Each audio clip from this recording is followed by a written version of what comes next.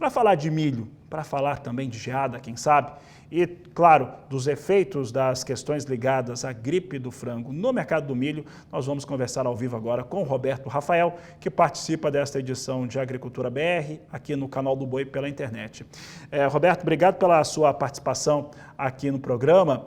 E vou começar perguntando essa questão, né, que nós temos vários fatores que atingem o mercado do milho. Um deles é o risco de geada, a temperatura realmente caiu muito, massa polar veio, mas essas geadas não foram, as geadas que houveram não foram tão determinantes, não foram geadas consistentes para trazer perdas, pelo menos é o que o pessoal está nos informando aí pelos estados. Enquanto que a gripe aviária trouxe informações interessantes, né? Uma foi negativa de encontrar animal silvestre com vírus, a outra a decisão da Organização Mundial de Saúde Animal, que isolou ali o município no Rio Grande do Sul. Como é que o mercado do milho vai reagindo a essas questões? Boa tarde, seja bem-vindo.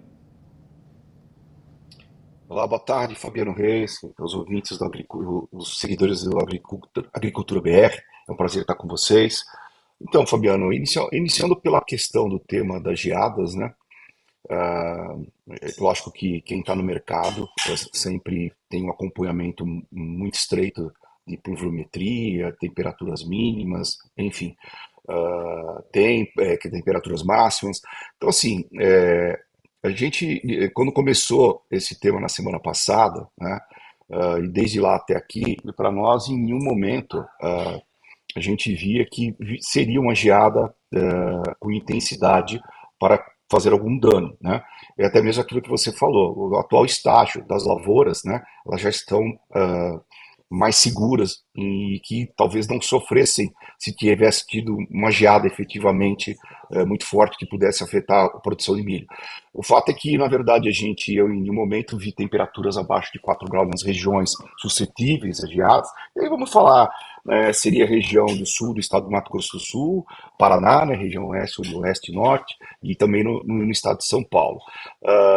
Fora isso, porque quando a gente vê geada, não é só ver as temperaturas mínimas, né?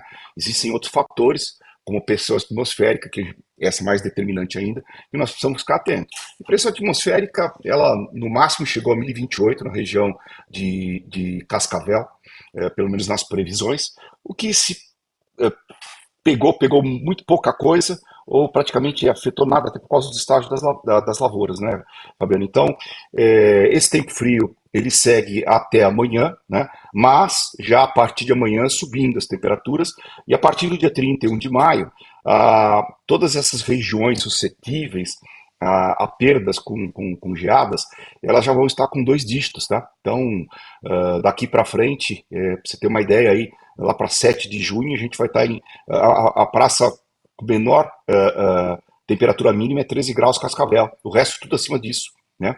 Chegando próximo até de 20. Então, a questão de geadas, nesse momento, não trouxe nenhum estrago ao produtor, nenhum problema de perdas, né? E a previsão, pelo menos para os próximos dias, é de que a gente não tenha absolutamente nada com geadas, né? Com relação à gripe aviária, é um fato que a gente já conversou, ela traz realmente uma redução aí de consumo, mas felizmente, né, nós tivemos apenas uma granja comercial, que foi aquela de Montenegro, e de lá para cá só algumas aves mais domésticas, algumas silvestres, e isso não muda em nada, né? Então, de fato, teve essa declaração da Organização Mundial de Saúde Animal, também declarando só para Rio Grande do Sul, e mesmo assim ficou isolado em Montenegro, né? Tanto que eu acho que hoje nós não temos nenhuma granja comercial que está em análise o vírus da gripe aviária, que inclusive o presidente da BP, da Associação Brasileira de Proteína Animal, também declarou que ele foi de baixo grau de patogenicidade. Então, felizmente, eu acho que a gente vai ficar por aí. Agora a gente quer aí, estamos há 15 dias da primeira detecção, aí passando aí esses primeiros 28 dias, eu acho que tudo vai ficar mais fácil e quem sabe a gente tenha alguns países aí que deram aqueles prazos maior, que revejam e que dê um prazo ou até tirem esses embargos, né? Então, de fato, o que a gente tem a situação de semana passada para cá, ela só tem melhorado na questão de gripe aviária. Então, eu acho que felizmente as reduções de consumo não vão ser assim nada significativas também, né? E se Deus quiser, logo teremos retomadas em todos os países que nós exportamos da carne de frango pelo Brasil. Roberto, vou falar de um comentário de uma notícia muito positiva. Eu abri o programa hoje falando disso, né? Foi hoje cedinho, nós tivemos a Organização Mundial de Saúde Animal, como era esperado, o pessoal foi lá para isso, né? Deu o certificado do Brasil como área livre de febre aftosa sem vacinação. E claro que aqui no canal do Boi, né, e até por conta do perfil de público, né, a gente fala bastante a respeito da pecuária bovina de corte, mas é um fator que atinge também muito positivamente a suinocultura brasileira e que também coloca num patamar diferente de exportação, de ganhar mercados exigentes e que automaticamente pagam melhor por essa carne suína.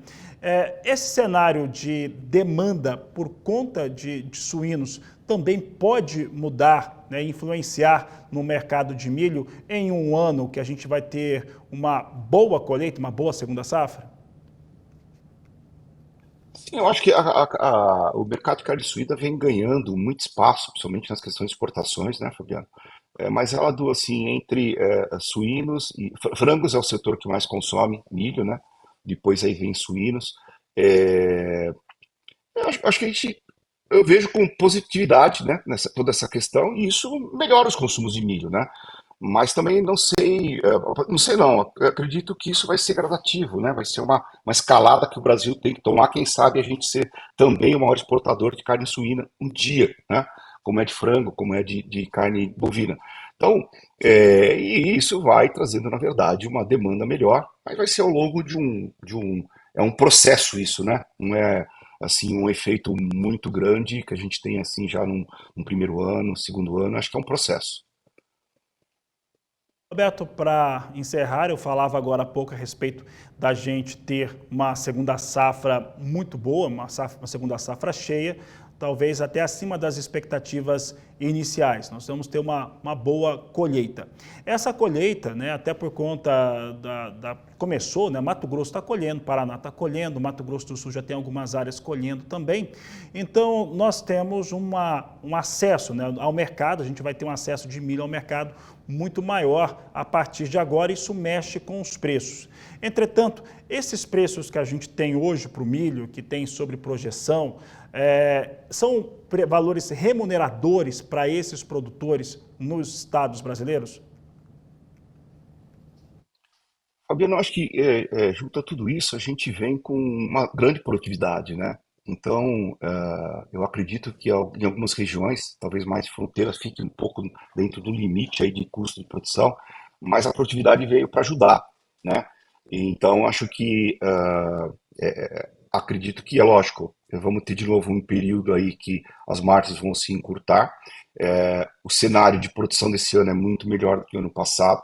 A expectativa dentro dos números que a gente vê no mercado, me leva a sugerir que para a gente esvaziar o mercado, ficarmos num estoque de passagem similar ao do ano passado, do que foi esse ano, foi alguma coisa ao redor de 15 a 17 milhões de toneladas, quando a gente considera, e aqui vale frisar, que acho que é importante, quando a gente fala esses números, a gente considera também aquilo que estava na mão da indústria, tá? Para seu consumo na entre-safra. Veja que o setor de etanol, eu acredito que desses 17 milhões, 6 a 7 milhões de toneladas, tá? O setor de etanol fica de estoque, porque aí eles, durante o período de fevereiro, março, abril, maio, eles ficam ausentes, pelo menos não do potencial de consumo mensal, e vão consumindo esses estoques. Então, esses números têm que ser considerados na conta de estoque de passagem, tá? É onde eu vejo que tem muito erro, às vezes, em algumas análises do mercado. Então, assim, eu acho que a gente tem um ano aí que nós vamos precisar exportar bastante. E provavelmente a gente vai ver os preços realmente caindo um pouco mais, principalmente agora na colheita, e pode ser que a gente enxergue aí depois a partir de agosto, né? O produtor, que foi o que aconteceu no ano passado, um produtor mais capitalizado, um produtor que é um produtor também de produção de soja, né? Ele às vezes segura um pouco e isso tende a dar uma melhora um pouco nos preços. Mas nos meus números hoje, a gente precisa encontrar um mercado para exportar 48 milhões de toneladas para ficar com o mesmo estoque de passagem. Senão isso pressiona, se ficar com um estoque maior do que esse, que foi o que nós passamos desse ano, do ano passado para esse, aí eu acho que começa a pressionar os preços também lá no período de intersafra, principalmente no encerramento da intersafra. Mas, assim, eu acredito que ainda tem uma margem, mas é uma margem realmente muito próxima aí de estar negativo em algumas regiões mais distantes, né? Salvada principalmente por conta da produtividade, né, Fabiano? Que eu acho que a maioria dos estados está trazendo uma produtividade muito melhor do que o ano passado.